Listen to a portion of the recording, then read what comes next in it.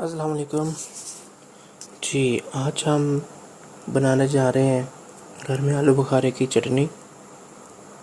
इसमें सबसे पहले मैं आपको बता देता हूँ इसमें क्या क्या चीज़ें हमें चाहिए होंगी। हमने आलू बुखारा लिया है आधा किलो। इसके बाद हमें चीनी चाहिए होगी 1 कप, चाय वाला के 1 कप जो है वो, हस्बे ज़ायक़ा नमक, और उसके बाद एक जो चम्मच है।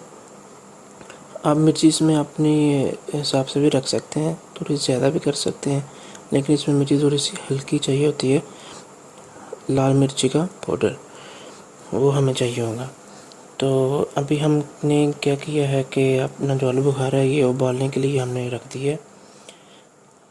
ये देखिए